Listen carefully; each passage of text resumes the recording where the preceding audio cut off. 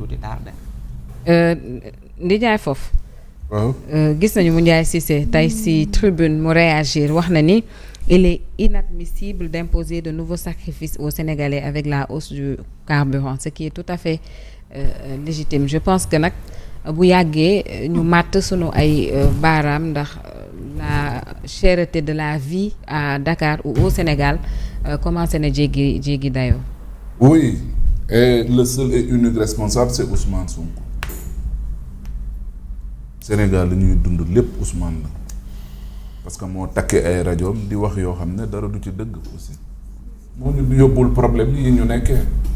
dara du ci dëgg mbirum dette cachée bii nii lan la ci wax ba bàyyi après fan la mujj je vais pas tous les leviers nga loolu yàpp Sénégalais yi mënut weesu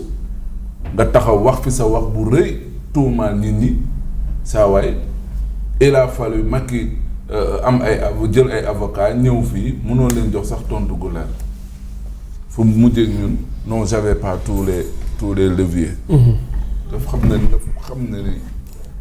waxu ak yëfu irresponsable yooyu noonu. embarquer tout un pays boo xamante ne nii ñi ngi woon ci yoon pour développer wu nga ñëw wax sa wax ju rëy yoo xamante ne nii dugal ñu ci guuta goo xamante ne nii maara deetaal liñ doon def nii. effectivement ñun ñëpp xamoon nañ ne ay dóor képp la lañ doon def nekkul woon dëgg parce que mbirum populisme kese li ko moom moo waxee moom moo ci am. amul leneen parce que wax nañ ba yàq réew mi bu fekkoon ni ko Macky Sall bàyyi woon du ñu am problème pour ressentir li nga xam ne moom moo am fële na la ci diggante États-Unis ak ñi la muy xeexal. mais c'est parce que wax nañ ba réew mi yàqu ba daaneel réew mi économiquement mais c'est normal que les chocs exogènes bu amee mais ñun ñu ressentir ko nu ñu ko war a ressentir or on pouvait atténuer malheureusement parce que peut-être di nga ne réew mi xaalis ñi ngi koy lijjanti yëf yee ngi dox yenn activités yi ñu ngi dox nit ñi ñu ngi ciy gis seen bopp kon donc duñ ko sentir mais il a fallu que Ousmane Sonko wax jooju noonu réew mi nag jaaree fa nërmeelu après nag loolu moom mooy indi lii dañ koy ressentir buñ ci wàññi woon sax yenn même bañ ko wàññee woon nit ñi dañoo jàppoon ne mënoon nañu wàññi plus parce que loolu yokkute ci kaw yokkute nañ wàññi kon ba léegi nii des na ab yokkute léegi nag dañ ko delloowaat ca yokkute ba encore te ñoom ñi wàññi woon ñooñu ñëw nañu yëf yi day yokkaat kon c'est pas une décision boo xamante nii bien réfléchie bien mûrie ba tax na ne ñun ñu mën ci am yaakaar ne véritablement ça a été une réelle volonté politique pour atténuer souffrance su Sénégalais yi c'est parce que topp nañ leen tribal babord ne leen kat yeneen dëkk yi ñoo gën a yombale carburant que Sénégal. wàññi bi kon ils étaient contraints de wàññi ca à l'époque. non oui parce que dañ leen topp naan leen wéy carburant wàññeeku war na ci yeneen dëkk ak dëkk pourquoi vous maintenez toujours les prix là ci fi ngeen ko bàyyiwoon. léegi nag pour ne yoo yaay dañuy satisfaire Sénégalais moo tax ñu wàññi woon ko mais booy wàññi loolu day fekk nga mën ko remplacer leneen wala day économiquement tu as les reins solides quoi comme on dit oui tu as les reins solides économiquement parlant. mais réew mi yàqu na ngeen bëgg a wàññi c'est pas possible nous en tout cas pour ñi nga xam c'est des personnes averties xamoon nañ ne li ñu doon def mbirum dóor la ak populisme mënul woon dem et ñoom ñii ay nitam yi jàpp ne woy Diomaye c'est pas vrai ñoom ñii waa Pastef ñoom ñoo fi indi wàññi gi ñoo ko yokka parce que annoncé woon nañ ñu ko bu yàgg-yàgg ñun kay problème bi mooy ban moment nañ koy def mais xamoon nañu on va aller vers ça Ousmane l'a dit son ministre de l'énergie l'a répété sur tous les toits du monde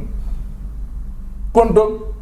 loolu moom mooy problème maintenant yow boo dugalee réew ci guute kay da nga koy utal solution mais Ousmane mënul xamul dugal nañu ci guute amuluñu solution malheureusement tey boo ko laajoon solution mënu la jox solution plan de redressement bii mu jàpp ne moom mooy solution xam nga ñaata nañ doon xaar à terme 792 milliards laaj ma trimestre bi ñaata la généré bi ñu weesu 52 milliards cela veut dire qu'on est loin des objectifs parce que intervalle bi xool ko 782 milliards ba ci 52 milliards ci 3 mois 52 milliards multiplié ko par 4 moo lay jox l'année ça te fait combien? Tu seras à 200 milliards. Donc il y a un gap de 500 et quelques milliards. Alors loolu day wane ne même plan de redressement boobu maanaam plan de regressement effectivement plan boobu n'a pas sa raison d'être. Oui. ndax redressé wul. noonu redressé wul daf ñoo gën a régressé mooy daf ñoo gën a delloo ginnaaw. loolu moom mooy wax ci. Et vous savez bien madame quand il y a l'augmentation du prix du carburant mais impact bu muy am moo bëri et vous ne pouvez même pas l'imaginer. C'est dans le transport les coûts inflation bi nga xam ne day am pouvoir d'achat ainsi de suite. Tellement les dégâts collatéraux dañuy bëri. Mais man jàpp naa ne quoi qu'il en soit et comme l'a si bien dit Moundiaye Cissé waruñu woon quand même di xalaat pour ne oui il fallait ñu réajuster wu peut-être pour mën a bañ a nekk di impacter un peu ci li nga xam ne moom mooy subvention yenn secteurs yi am solo ça peut se comprendre mais je dis bien à côté il y a le train de vie de l'État boo xam ne ba léegi nii dafa diis et qui nous coûte cher et à la limite même qu'on ne sent pas. mënoon nañ fatt foofu. oui. fattarñee fii effectivement. mais malheureusement le plan mi ngi dem de regressement joxegul les résultats escomptés. À côté il y a une surtaxe encore beneen kii buy ñëw augmentation buy ñëw teguwaat encore on te dira que oui oto ku ko yor war ko mën a jëndal essence kon donc boo ko demee ba jënd ko jàppal ni essence day tegu sa kaw d'accord mais loolu yëpp nekkul ay argument jàpp naa ne waroon nañ jéem Alamine Lo quand même ak Diomaye ak le ministre des finances xool véritablement qu'est-ce qu'il fallait faire pour que lii nii war a mën a bañ a teguwaat ci ndoddu askan wi et c'est vraiment dommage. bu ñu teggee subvention yi Ahmed ça signifie réellement peut-être que l'État a des difficultés à supporter yenn ci ay charges yoo xamante ne nii dafay woyof ci askan wi premièrement mais deuxièmement Mamadou mu ngi koy brosser tout à l'heure yokkum prix carburant bi dafa nar a am ay répercussions yu bari fan yi ñu jëm moom le transport sera très perturbé. gisati xuloo clients yeeg receveurs yi tàmbaliwaat chauffeur si énervé man dinaa fay fii ci buntu bi leen dimbali leen ma jëndal ma essence nit ñi sonn xam nga. lampe faal moom dina tàkk tous les minutes. deux temps trois mouvement lampe tàkk ah nit ñi dañ sonn am na. non xam nga na fi bi ñuy doog a yokk fii bu Sénégalais yi fàttalikoo toog nañ fii ñu ne leen. bàyyi leen li ngeen di jubile di yuuxu naan da ngeen a wàññi woo leen dafa wàññeeku dafa wàññeeku ci àdduna bi yëpp à l'échelle mondiale yéen ngeen gën a néew sax lu ngeen ca wàññi bi ñuy wàññi ñu joxe loxo droite ne 1% mais gauche maanaam jox la fii këf ko fa ca des ñu ne leen kon yaa xëyti yéen sax jotoo leen a wàññi da ngeen a yokk ñuy bañ